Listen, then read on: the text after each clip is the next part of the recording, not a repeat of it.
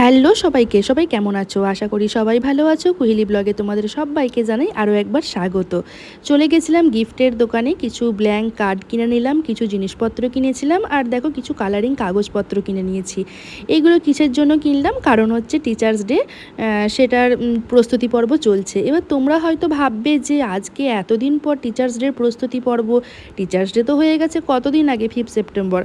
তো কারণ হচ্ছে যে এতদিন পর্যন্ত সমস্ত স্কুলের এক্সাম চলছিল, বা এখনও কিন্তু অনেক স্কুলের এক্সাম চলছে। তো এক্সাম চলাকালীন কোনো টিচাররা বা কোনো জায়গাতেই কিন্তু এখানে টিচার্স ডে সেলিব্রেট করা হয় না। বাচ্চাদের এক্সাম শেষ হবার পরে তারপরে টিচার্স ডে হয়। তো সেই জন্য আমার ছেলের এক্সাম জাস্ট কালকে শেষ হয়েছে, ওদের টিচার্স ডে এরপর হবে। ওর যেরকম ডান্স স্কুল আছে, বা এই টিচার্স ডে তোমার এই 18-19 তারিখ করে টিচার্স ডে হবে, কারণ এই সময় তো ধরো বাচ্চারা একটুখানি আনন্দ করবে। তো সেই জন্য যদি এক্সামের জন্য একটা চাপ থেকে থাকে, তো সেই কীভাবে তারা আনন্দ করবে, বা টিচারদেরও একটা চাপ থাকে, বাচ্চাদের থেকে টিচারদের একটা চাপ থাকে এক্সাম চলাকালীন। তো সেই জন্য সমস্ত কিছু শেষ হবার পরেই টিচার্স ডেটা হয়। তো তার জন্য আমি আমার ছেলের জন্য কিছু ব্ল্যাঙ্ক কার্ড কিনে নিয়েছি, কারণ ছেলেকে কার্ড বানিয়ে দেবো, নিজের হাতেতে কার্ডটা বানিয়ে দেব। বাচ্চাদের কিন্তু এভাবে হাতেতে কার্ড বানিয়ে দেওয়া, বা টিচার্স ডেতে কিন্তু সবাইকারই নিজের হাতেতে কিছু বানিয়ে টিচারদেরকে কিন্তু গিফট করাটা সবথেকে ভালো জিনিস, তাই না? আমরাও কিন্তু ছোটোবেলাতে তাই করতাম, জানো তো। আমরা যখন স্কুলে পড়তাম, আমি তোমাদেরকে আগেই বলেছি আমাদের স্কুলে টিচার্স ডের গল্প। 5 সেপ্টেম্বরের মানে টিচার্স ডে মানে আমাদের স্কুলে একটা বিশাল বড় আনন্দ। আমি যেহেতু দুর্গাপুর গার্লসে পড়েছি, যারা যারা তোমরা দুর্গাপুর গার্লসে পড়েছো তাদের কাছে টিচার্স ডেটা কিন্তু একটা স্মরণীয় দিন, তাই না বলো? তার জন্য কিন্তু প্রস্তুতি পর্ব আমাদের 1 মাস আগে থেকে চলতো। আমরাও কিন্তু এভাবে কার্ড বানাতাম প্রত্যেকটা ম্যাডামকে দেওয়ার জন্য। এক একটা ক্লাসের এক একটা সেকশন থেকে এক একটা কার্ড হতো। তবে প্রত্যেকটা কার্ডে কিন্তু একই রকম আঁকা থাকতো। যারা যারা ড্রয়িং করতে পারতো, আঁকতে পারতো, তাদেরকে দিয়ে কিন্তু কার্ডগুলো আঁকানো হতো। তো এখন যেহেতু অনেকটাই অ্যাডভান্স যুগ, এখন ইউটিউব থেকে অনেক কিছু ডিজাইন আমরা দেখতে পাই। তো সেই জন্য আমিও দেখো বানাতে বসে পড়েছি। আমার যত কাজ থাকা সত্ত্বেও কিন্তু এই কাজগুলো করতে কিন্তু আমার বেশ ভালো লাগে। তো ছেলেদের জন্য এরকম করে কার্ড বানানো, মানে সমস্ত কিছু কাটিং করে ছেলেদেরকে যদি কিছু আমি আনন্দ দিতে পারি, তার থেকে মনে হয় না যে মায়েদের কাছে আর কিছু আনন্দ হতে পারে। তো দেখো এখন রাত জেগে সবাইকে ঘুম পাড়িয়ে আমি এখন কার্ড বানাচ্ছি, কি করব বলো।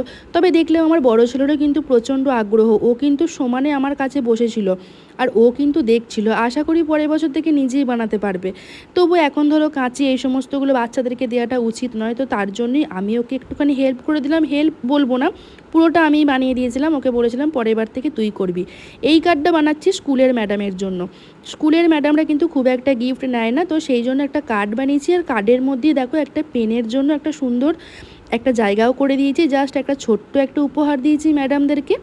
তো একটা পেন গিফট করেছি। এই রকম করে কার্ডটা বানাচ্ছি। দেখো কার্ডটা কিন্তু খুব সুন্দর হয়েছিল, আমার তো বেশ পছন্দ হয়েছিল। আমি নিজে বানিয়েছি, নিজেই বলছি ভালো হয়েছে। সত্যিই কার্ডটা বানানো খুব ভালো হয়েছিল, একটা ইউনিক টাইপের হয়েছিল। আমি ইউটিউব থেকে কিন্তু ডিজাইনটা দেখেছিলাম, দিয়ে নিজে নিজে বানিয়েছি। দেখে তোমরাও বলো কেমন হয়েছে আমার এই কার্ডটা। তো টিচার্স ডের এই মানে কার্ড বানাতে গিয়ে কিন্তু নিজের ছোটোবেলার কথাটা কিন্তু বারে বারে মনে পড়ে যাচ্ছিলো, জানো তো।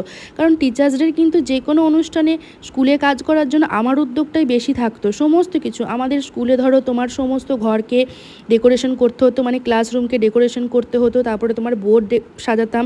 দেখো কার্ডটা কেমন হয়েছে বলো, কার্ডটা ভালো হয়েছে না? দেখতে খুব একটা ইউনিক হয়েছে, তাই না? তো এটা বানার এখন এই ক্লেগুলো ওঠার জন্য কিন্তু এই ক্লেগুলো দিয়ে কিন্তু অনেক কিছু কাজ করা যায়। এই দেখো এই একটা পেপার কাটিং করে ক্লে দিয়ে একটা কাজ করেছি। এই ক্লেগুলো কিন্তু কালারিং ওঠাতে না, মানে হওয়াতে কিন্তু খুব সুবিধা হয়েছে, খুব সুন্দর সুন্দর ডিজাইন করা যাচ্ছে। আমার তো বেশ ভালো লাগছে এই ক্লের কাজ করতে, কিন্তু আমার প্রচণ্ড ভালো লাগছে, জানো তো। এই ক্লে দিয়ে কিন্তু আমার একটা বেশ তোমার ভালো কাজ করার একটা ইচ্ছা আছে, পরে করব সময় হলে। তো এরপরে যে কাজটা আছে সেটা হচ্ছে আমার ছেলেদের জন্য এবার পাঞ্জাবি বানাতে হবে, কারণ সামনেই পুজো চলে এসেছে। আগের বছর কিন্তু আমি আমার ছেলেদের জন্য একটা তোমার মহালয়ের দিন যে আগমনী একটা পাঞ্জাবি কিন্তু বানিয়েছিলাম। এই দেখো আরেকটা কার্ড বানিয়েছি। তো এই বছরের ইচ্ছা আছে একটা হলুদ কালারের পাঞ্জাবির ওপরেতে একটু কাজকর্ম করার। তো তারপরে দেখো আমি কিনে নিয়েছিলাম একটা মিশো থেকে, অর্ডার করেছিলাম একটু ঘর সাজানোর জন্য এই ট্রিগুলো।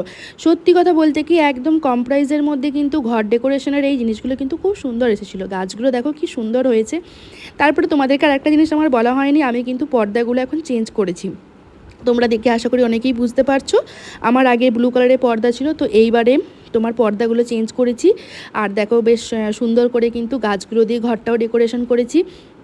নিজের বাড়ি না হলেও কিন্তু যে বাড়িতে থাকি সেই বাড়িটা নিজের বাড়িই মনে করতে হয়, তাই না? এইভাবেই কিন্তু তোমার ঘর সাজিয়ে রাখলে কিন্তু দেখতেও কিন্তু খুব ভালো লাগে। আমার পর্দাগুলো কেমন হয়েছে অবশ্যই তোমরা জানাবে। এইবারে পুজোর জন্য কিন্তু পর্দাগুলো চেঞ্জ করলাম। এই হচ্ছে আমার রুম। তো চলো আজকের মতো এখানেই শেষ করলাম। ভালো লাগলে কিন্তু অবশ্যই লাইক কমেন্ট শেয়ার করে দিও, আর নতুন বন্ধুদের চ্যানেলটা সাবস্ক্রাইব করার অনুরোধ রইল।